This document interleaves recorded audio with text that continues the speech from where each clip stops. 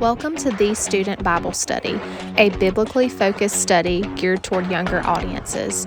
Our hope is to inspire this generation to share the good news of Jesus Christ with everyone they encounter. I want to tell you guys a story that's going to relate to tonight's message. I can remember, and if you guys don't know much about me, we grew up very poor.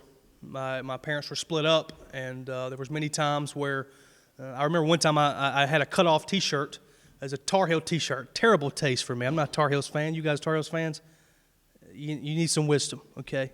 I'm just kidding, but I don't like the Tar Heels, but I wear this Tar Heel T-shirt as a cut-off T-shirt, and I had a teacher tell me one time, said, son, you're going to have to wear something different. There's too much skin showing. And that's really the only shirt I had that I enjoyed wearing.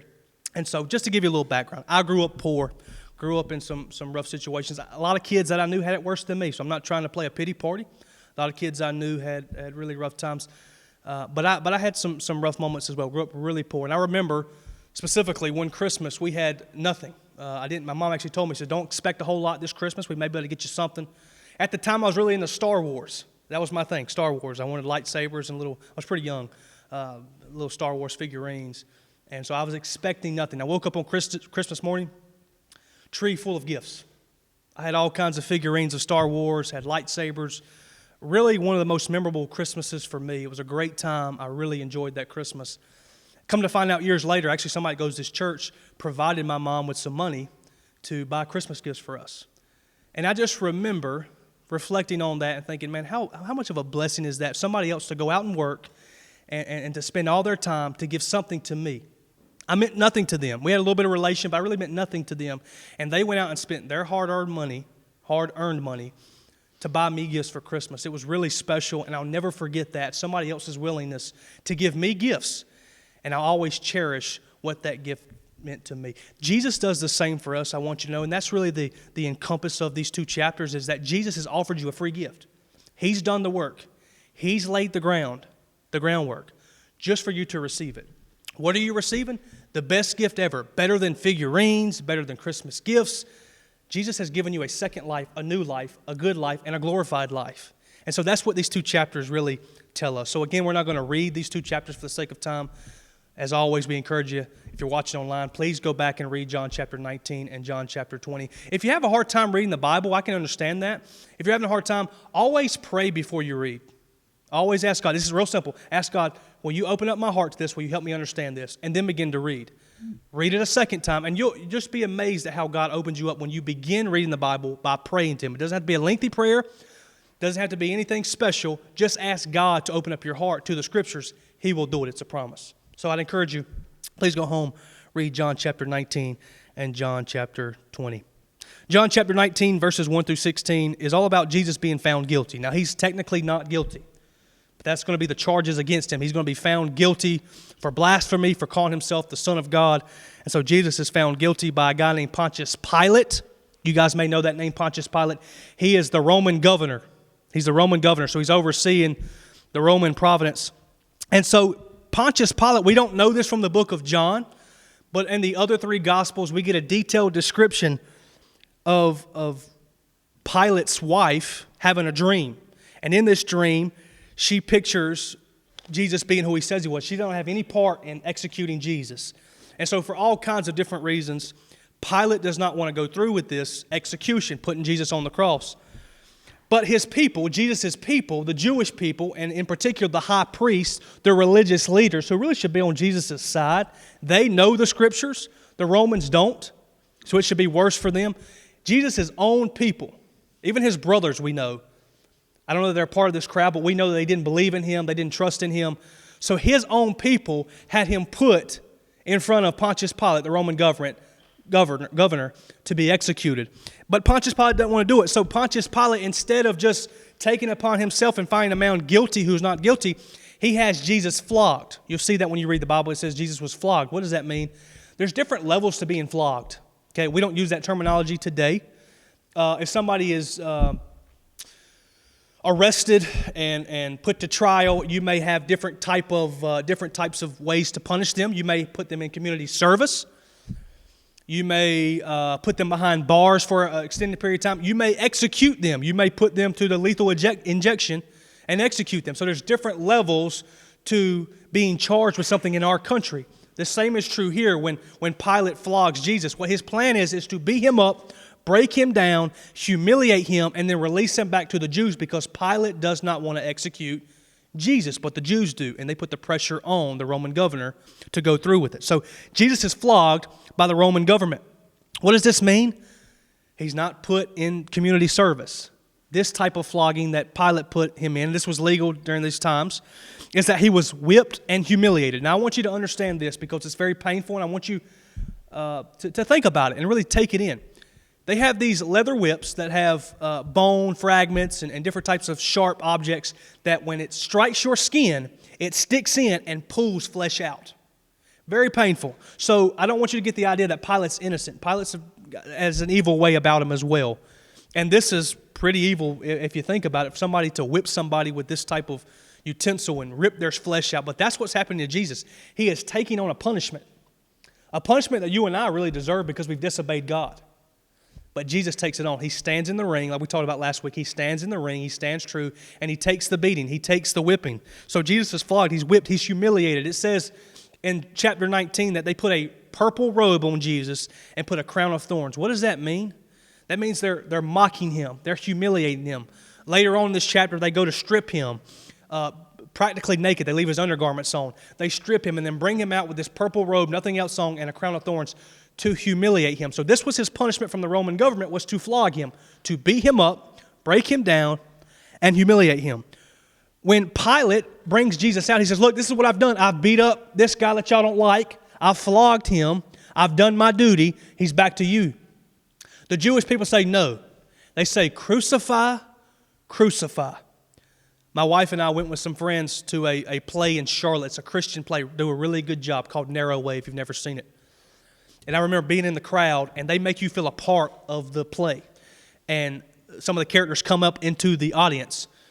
And I remember they had people stationed around us, sitting behind us, sitting beside us, sitting in front of us. And as they bring Jesus out, you hear the people in front of you saying, crucify, crucify. And it almost felt like you were the one yelling that as well. And I felt that way. Oftentimes we can look at these Bible stories and think, oh, these people were terrible. What would you do in the situation? Have you ever done that to God? Have you ever done that to Jesus? Have you ever denied him? Have you ever cursed his name because things didn't work out the way you thought they were supposed to happen? You can probably relate. And I remember sitting in that audience thinking, man, this is terrible. If I was in that crowd, I might have been, and I probably would have been yelling crucified with them. And Jesus did it anyway. Humbly, submitting to what the Father had called him to do, he stepped out and he took the beating, he took the humiliation, and he stepped out, and his own people said, crucify him. That's not enough. Flogging him is not enough. Beating him is not enough. Ridiculing him is not enough. I want him gone. I want him put on a cross and executed. By the way, going to the cross is the worst death probably anybody could ever experience. I would imagine drowning or being burnt alive would be terrible. Being put on a cross, by the way, you die on a cross by suffocating. Your body is so beat up that you have to lift up with your feet, and we're going to get to that here in a second. You have to lift up on your feet to get oxygen in your lungs. When your body, you have no food, no water. When you lose that energy, finally you can't breathe anymore. So you begin to take these hard, shallow breaths until you have no breath left. It's a very, very cruel way to kill somebody. And that's what the Jewish people say we need done to Jesus. Crucify, crucify is what they yell to Pilate. Say, this is not enough. The flogging is not enough. We want this man sent to the cross. Pilate brings Jesus back in, and we talk about the authority here. Jesus is asked about the authority. He says, hey, look, I'm asking you some questions, Jesus. Don't forget, this is Pilate speaking. He says, don't forget, I have the right to execute you or let you go free. Jesus responds by saying, you have no authority except for what the Father has given you. The same is true for us. God grants our authority, and he also takes it away. You may not like your teachers in school. You may not like your bosses at work. You may not always like your parents. But God has placed the authority in them. And if he's placed it in them, he can take it away. The authority comes from God. One day, remember this, because one day you're going to be put in authority of something, of someone. I hope most of the people in this room will have kids one day. You'll be put in authority over your kids. Maybe some of you will own your own business. You'll be put in authority over somebody. Maybe some of you are teachers, or you're the doctor that's in charge. You're going to be put in authority. Don't ever take that for granted. God has given you that, and God can take it away. In fact, God puts people in places, and I believe this, God puts people in places at a specific time, in a specific season, for a specific reason. In fact, I think He does it with our presidents. I think He does it with our government. I think He does it with your teachers and your parents. I think He does those things. God's a sovereign God. Remember we talked about that last week? God's a sovereign God. He knows everything. Everything's working together for your good. Don't forget that. But the authority that's been placed in these people, and maybe in you one day, is given to you by God, and if you abuse it, can be taken away from you by God. So what do? You need to ask yourself this question: what do you do with that power? What do you do with that authority that God's given you? Do you use it for the good of the kingdom? Do you use it for the good of God, or do you abuse it? Do you take advantage of it? What do you do with the authority that God gives you? This is all happening at the Passover. I want you guys to catch this, because the Passover, if we look all the way back to the book of Exodus, the Israeli people are enslaved to the Egyptians. And in this time, God comes and he gives the Israeli people a way out. He says, look, sacrifice a lamb, put the blood over the door frame, and when the Spirit of God comes and sees this, He will skip over that house. So the very first way, and if you don't put the blood over the house, the firstborn of the house is going to be taken. And so this is the first Passover. Jesus is coming as the final Passover. He's coming as the final Passover lamb, the final blood covering for the entire world's sins. If you move forward to verses 17 through 42, we see the crucifixion and death of Jesus. It says that Jesus carries His cross to Golgotha, which is the place of the skull. And if you look that up, you can actually find that today. They know where that's at. They think they know where that's at. And it's a little bit deformed, but you can still see two eyes. Why they call it the place of the skull, Golgotha? Because this hill, it's a hill. And below that is where the people are watching somebody on a cross being executed. At the top of the hill is where Jesus would be, on the place of the skull, which again you can see today. You can look it up on Google and find that. The place of the skull is still there today. It said that Jesus carries His cross. Now, we oftentimes see these movies and plays where Jesus is carrying the full cross. But most likely what's happening is, that would be very hard and difficult. I'm not even sure if it's possible. For Jesus it would have been, but for most people you can't carry the full cross. It's just too big, too heavy, kind of awkward. So instead you'd carry the actual cross, not the upright, but the cross. And you'd kind of have it on your back and you'd carry it. But still very heavy, still very tough to carry that up a hill after you've been beaten and ridiculed and humiliated. Very tough thing to do. But it says that Jesus does that. Jesus carries that cross up to Golgotha willingly to sacrifice Himself for you. He does that for you today as well. He carries your burdens. He carries your cross. I remember hearing Kobe Bryant say one time, somebody was interviewing him, and they said, how do you know God is good? And he says, well, you can know all you want to until He's carrying that cross for you, and then you have to know. I can't remember the story. I think he was in a car accident or something like that. You can know all you want to, but when Jesus is carrying your cross, you'll realize the truth. And He does that for you. If you'll rely on Him, if you'll give Him your life, if you'll trust in Him, He'll carry that cross for you. He'll carry it all the way to the place of the skull, to Golgotha, to the top of the hill. Although it's tough, although it beats you down, although it breaks you at points, Jesus is still there ready to carry your cross and to carry the burden like He does to Golgotha. Pilate also does something here I think that's interesting. He places a sign that reads, Jesus of Nazareth, King of the Jews. Okay, we talked about this last week. King of the Jews. You see, Pilate had meant this for evil towards the Jewish people. He didn't want to go through with this, so he put King of the Jews, and they say, look, you got to change the wording there. We have no king but Caesar, which is kind of odd there for religious people to say, we don't serve God, we serve an actual king. It's really odd, but that's what they say. They say, look, we don't serve anybody but Caesar, who's the king, who's the ruler, the emperor. So he places this sign to kind of get at the Jewish people. They say, you got to take that down. That's not true. That's not what we say about them. So Pilate, although he's trying to be kind of deceitful, what Pilate has used for evil, God can use for good. Because Jesus is King of the Jews. He's King of the Gentiles. He's King of you. And so it's true. So what Pilate meant for evil, God turned around and used for good. Same can be true in your life when you experience people who are trying to be ugly to you and mistreat you and talk about you poorly. All those things. We could go through all types of analogies. But you guys know what's going on in your lives, whatever you're going through. What the enemy can use for evil to tear you down and break you down, God can use for good if you'll lay it at His feet. If you give it to Jesus, He'll turn it for your good. I shared a couple weeks ago about when my mother passed away with cancer, worst time in my life. What the enemy meant for evil, he tried to break me down. It had nothing to do with God. God didn't love me. God didn't care. That's what I thought. What the enemy meant for evil, God used for good.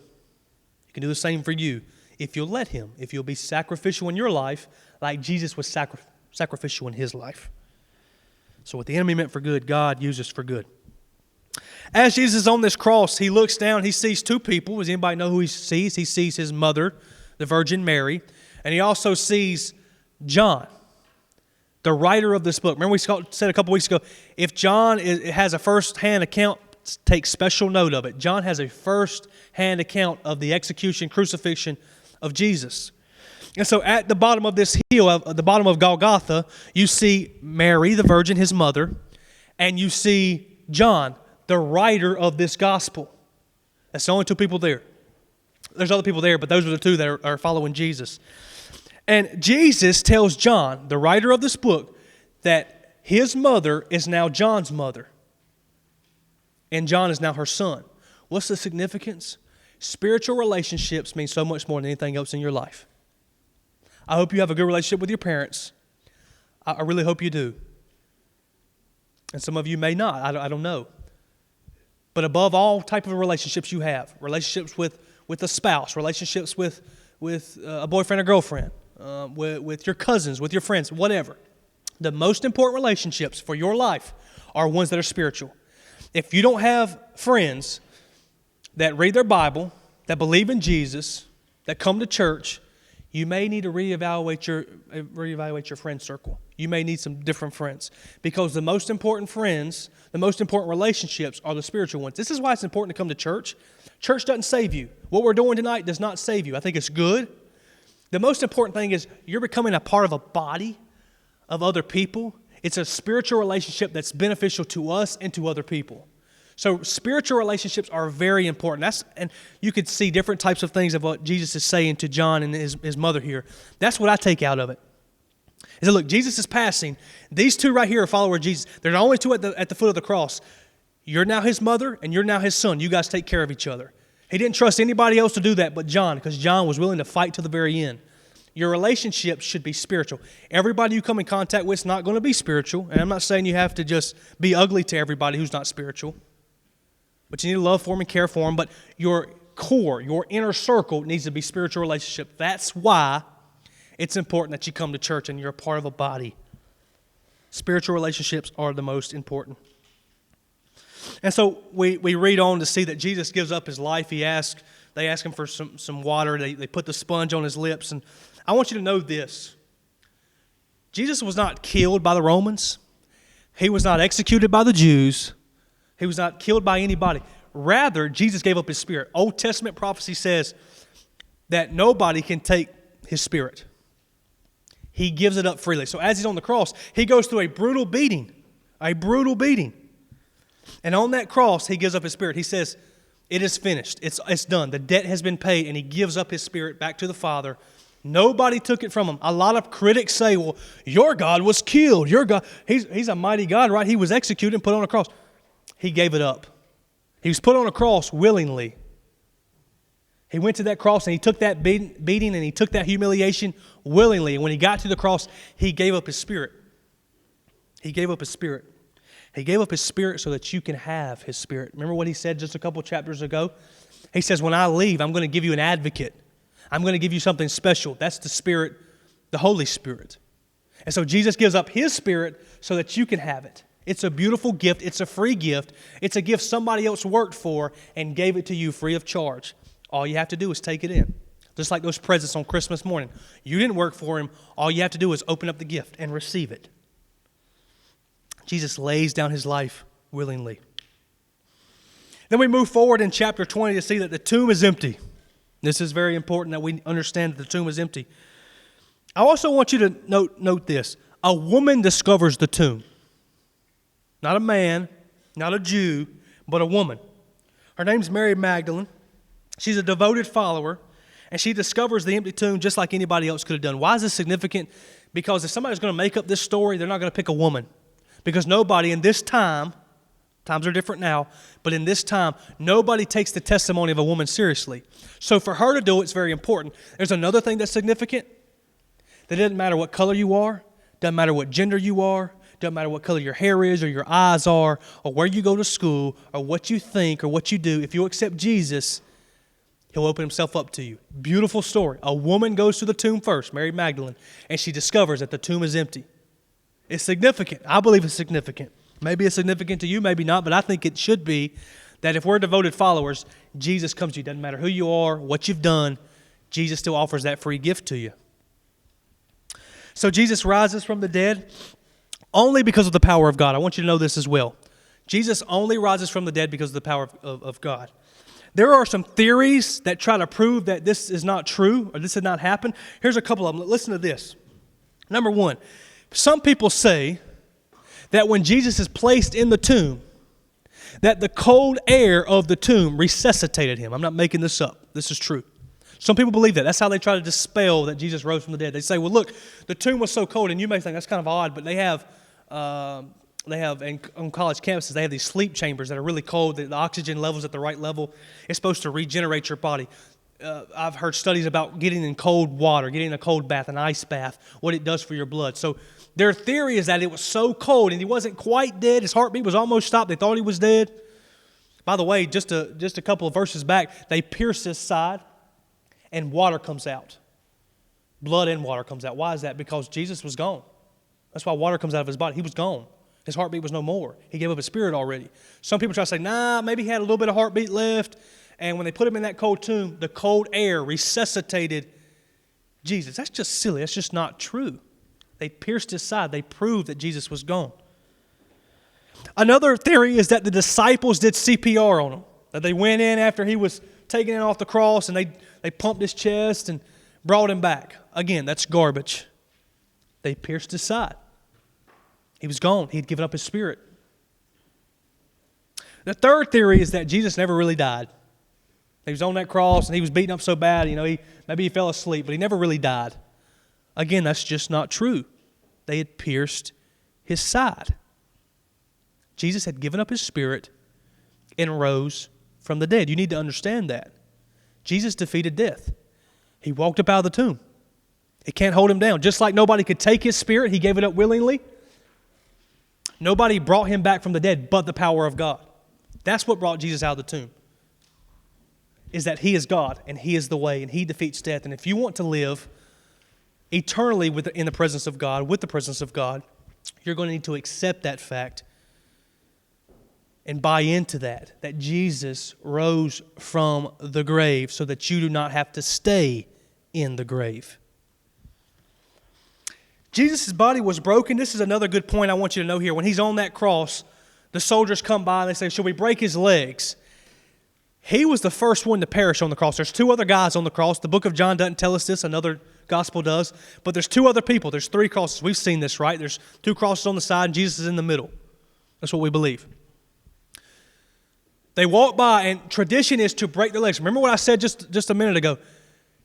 On the cross, the way you die is by suffocating. So you have to push up with your feet to get oxygen back into your chest. So by breaking the legs, it speeds up the process. And so as the nighttime is coming, the soldiers will come by, break the legs so that you can no longer push off to get oxygen, and it kills you a little bit quicker. They do not do it to Jesus, again fulfilling Old Testament prophecy. The Old Testament says this, not a bone will be broken. So they don't break His legs.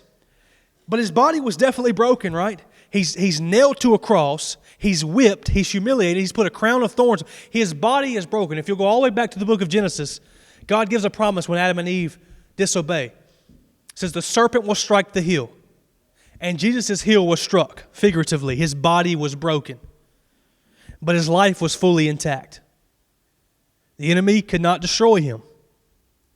And if you'll put your life in the hands of Jesus, the enemy cannot destroy you. Because greater is He living in you than the one of this world, the one living in this world. Jesus' body was broken, but His life was fully intact. His heel was struck, but He was raised victorious over death. And if you'll give your life to Jesus, the same will be true for you. Moving along in chapter 20, we see that Jesus meets with his disciples. The first person he appears to is Mary Magdalene. Imagine that. Mary doesn't recognize Jesus. There's a gardener. She thinks it's a gardener. Really, it's Jesus. She doesn't recognize it's Jesus at the tomb, outside of the tomb.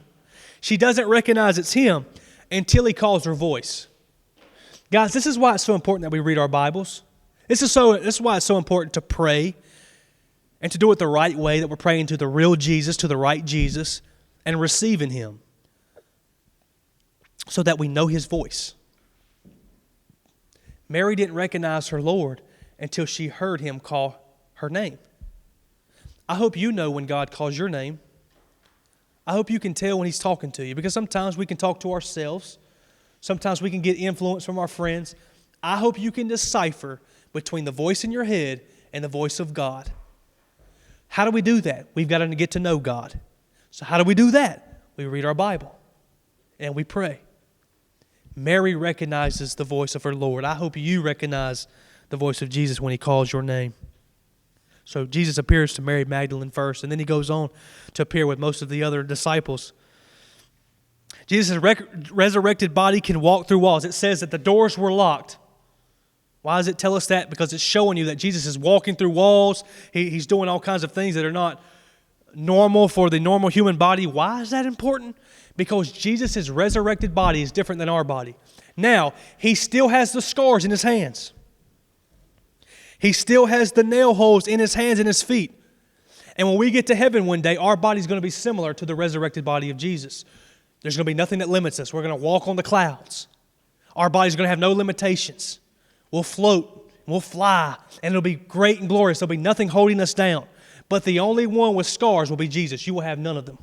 You will have no depression. You'll have no anxiety. You'll have no worry or doubt. You'll have no wounds. The only one that will have the wounds is the one that gave you the gift. That's Jesus. Jesus is the only one with the scars. Our resurrected bodies will be the same as Jesus. As he comes to meet with his disciples, the doors are locked. Nobody can get in. They're being very secretive. They just put Jesus on a cross. They don't want to know. They want anybody to know that they're meeting. So they lock the doors. They close it off. And Jesus still comes in. His body is not bound to the things of this world. The same will be true for us when we make it to heaven. Jesus does not appear to one disciple at least. His name was Thomas. The Bible also says he's known as Didymus. Thomas is strong and weak. I want you to know this. Thomas is strong and weak. 1 second, he's ready to go all in for the Lord. The next second, he's like, I'm not going to believe unless I see him. You tell me he rose from the dead, I've got to see it. Thomas is strong and Thomas is weak. And the encouragement for you is that sometimes you're strong and sometimes you're weak. The truth that needs to be known is that even in your weak moments, you still have trust in God. It may not always be clear. You may have doubts. You may think, well, does he really love me? Is this true? Is this... Deep down in your heart, don't lose faith. Again, he's working all things together for your good. Thomas is weak. Thomas is strong.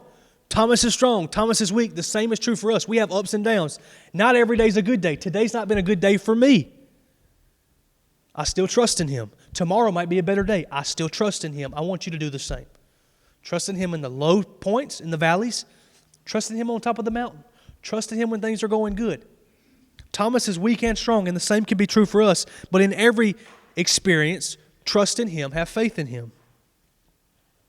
Jesus tells Thomas, he says, look, I got to see these scars to believe. And Jesus says, put your hand in my side, and I'll show you. This is where I was pierced, and the water and blood came out. Feel it. It's really me. I rose from the dead. It's the same body. It's the same Jesus. Just feel it. And Jesus tells Thomas, he says, You believe because you see, but blessed is the one who does not see and believe. Guys, you can't see God. Not right now. You can't see him. A lot of times I don't hear from him unless I'm reading my Bible. Sometimes he does speak to me, but most times I can't hear him. Can't see him. I can't just walk up to him and knock on his door and say, hey, God, I need to talk to you for a second. The reward is in believing and not seeing. I didn't know who gave me those gifts on Christmas morning. I didn't need to see to believe. I knew it was a blessing. The same is true for you. You don't have to see him. People who don't believe in God say, well, we came from nothing. Nothing created nothing, something. It's kind of odd. It's not the truth. God created the world. God created the world through Jesus. And through Jesus we shall return. If you're a child of God and if you put your faith in Him. If you don't want to be a part of Jesus, He doesn't force you to be. He'll let you go on your own way. He'll let you live your own life. He's not going to force you to be with Him. He created you and He wants you. But He's giving you the free choice to walk away from Him. I hope you choose to walk to Him and believe even though you cannot see. It is the truth.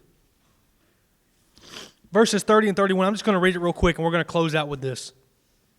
This is the purpose of the gospel. This is the purpose of the gospel of John, but the gospel as a whole. It says, Jesus performed many other signs in the presence of His disciples, which are not recorded in this book. But these are written that you may believe that Jesus is the Messiah, the Son of God, that by believing you may have life in His name. Guys, faith in Jesus Christ is the only way. It's the only hope. I know life is hard. I know it's tough. I know you have doubts. I know you have weak moments. But the truth is if you'll give your life to Him and put it in His hands, He'll save you. He'll give you a new life. The only way to know God is to know His Son, Jesus. The only way to dwell with God. You say, I know God. No, you don't if you don't know His Son. You have to know His Son.